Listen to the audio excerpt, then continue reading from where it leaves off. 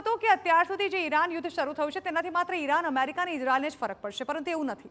Iran યુદ્ધનો વૈશ્વિક પ્રભાવ જોવા મળી રહ્યો છે, જેમાં સૌથી પહેલા ઘઉંની ખેતી પર સંકટ તોળાઈ રહ્યું છે, કારણ કે ખાતર મોંઘું થયું છે, જેને કારણે વાવેતર પર ખૂબ જ મોટી અસર જોવા મળી રહી છે. ખેડૂતો હેરાન થઈ રહ્યા છે. હોર્મુઝ માર્ગ ખોરવાતા ખેતી પર સંકટ તોળાઈ રહ્યું છે. હોર્મુઝના કારણે ખેતી અને ખાતર પર પણ સંકટ તોળાઈ રહ્યું છે, તેને કારણે ખેડૂતોને સહન કરવાનો વારો આવ્યો છે. ગરમ પાણી જે છે તેનું સંકટ તોળાઈ રહ્યું છે. દક્ષિણ કોરિયામાં ટૂંકા સ્નાનની અપીલ કરવામાં આવી છે. ઉર્જા સપ્લાય ખૂટી ગયો છે, જેને કારણે ઉર્જા સપ્લાય તૂટતા મુશ્કેલી સર્જાઈ રહી છે. ગરમ સ્નાન જે છે તે એટલે કે તેને પણ સીધી અસર પડી રહી છે, જે વિચારી પણ ન શકાય તેવી અસરો આ યુદ્ધને કારણે દેશોમાં થઈ રહી છે. એસીમાં ઘટાડો. જી હા, થાઇલેન્ડમાં એસી ઓછું વાપરવાની સલાહ આપવામાં આવી રહી છે. ઉર્જા સંકટને કારણે એસીનો વપરાશ ઓછો કરવાની સલાહ આપી દેવામાં આવી છે. ખાસ કરીને સરકારી કચેરીઓમાં તેને લઈને નિયંત્રણ લાવી દેવામાં આવ્યું છે, એટલે કે અહીં ખૂબ જ માપ પૂરતો વપરાશ કરવામાં આવશે. લિફ્ટ પણ બંધ થઈ ચૂકી છે. કેટલાક વિસ્તારોમાં ફિલિપાઇન્સમાં લિફ્ટ ઉપયોગ બંધ કરવામાં આવ્યો છે. મિસ્રમાં ખરીદીની સમય ઘટાડી દેવામાં આવ્યો છે. ખાસ તો ગાર્મેન્ટ જે છે તેની લેવેચમાં પણ તેની અસર જોવા મળી રહી છે. જોવામાં આવે તો બાંગ્લાદેશમાં તેની નિકાસ અટકી ચૂકી છે. ફ્લાઇટ રદ થઈ છે, જેના કારણે ઉદ્યોગો પર પણ અસર થઈ રહી છે. ચીજવસ્તુઓ મોંઘી થઈ રહી છે. માત્ર આટલું જ નહીં, પરંતુ દવાઓ પર પણ તેનું સંકટ તોળાઈ રહ્યું હોય તે પ્રકારની ઘટનાઓ સામે આવી રહી છે.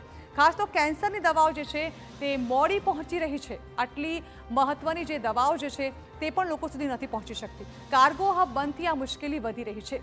ફુગાઓ, પેટ્રોકેમિકલ, તેની પણ અસર થઈ છે. પેટ્રોકેમિકલ વસ્તુઓ મોંઘી થઈ છે. સાથે જ હિલિયમ સપ્લાય પણ ઘટ્યો છે. માત્ર આટલું પૂરતું નથી, પરંતુ રમતગમત પર પણ તેનો સીધો પ્રભાવ પડી રહ્યો હોય તેવું લાગી રહ્યું છે, કારણ કે બહેરીન અને સાઉદીમાં F1 રેસ જે છે તે રદ કરી દેવાની ફરજ પડી છે. તો સાથે ઘણી બધી જે એન્ટરટેનમેન્ટની ઇવેન્ટ્સ છે તે પણ બંધ થઈ ચૂકી છે. યુદ્ધથી ઇવેન્ટ્સ બંધ થવાની પણ ઘટનાઓ સામે આવી છે, કારણ કે તેનો સીધી અસર મનોરંજન પર પડી રહી છે, જેમાં કોન્સર્ટ જે છે તે ટળી ગયા છે. ખાસ તો દુબઈમાં પણ જે પ્રકારની ઘટનાઓ થઈ, હુમલાઓ કરવામાં આવ્યા, તેને કારણે અનેક શો રદ કરવામાં આવી રહ્યા છે. ઘર પણ મોંઘા થઈ રહ્યા છે. અમેરિકામાં જે પ્રકારે મોંઘવારીનો વધારો થયો છે તે ખરેખર અશક્ય લાગતી બાબત હતી, જે અત્યારે અમેરિકન ભોગવી રહ્યા છે. મોર્ગેજ રેટ વધ્યા છે અને અમેરિકામાં સતત મોંઘવારી વધી રહી હોય તેવું લાગી રહ્યું છે. ચીની મોંઘી થઈ છે. બ્રાઝિલમાં ઉત્પાદન ખર્ચ તેનો વધ્યો છે. આ તરફ બાયોફ્યુઅલ તરફ તેનું વલણ જોવા મળી રહ્યું છે. સોનામાં ઘટાડો થયો છે. રોકાણકારો પૈસા કાઢી રહ્યા છે. એક સમય હતો જ્યારે સોનાના ભાવમાં ઉત્તરોત્તર વધારો થઈ રહ્યો હતો, પરંતુ બજારમાં અનિશ્ચિતતા વર્તાઈ રહી છે. સ્કૂલો પર પણ તેની એટલે કે ભણતર પર પણ તેની અસર જોવા મળી રહી છે. આપ જોઈ રહ્યા છો કે શ્રીલંકામાં પણ જાહેર રજા સ્કૂલોમાં જાહેર કરી દેવામાં આવી છે.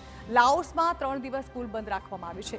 એટલે યુદ્ધની અસર માત્ર ઈરાન, અમેરિકા કે પછી ઇઝરાયલ જ નથી ભોગવી રહ્યું, પરંતુ વિશ્વના અનેક દેશો તેની અસર હેઠળથી પસાર થઈ રહ્યા છે.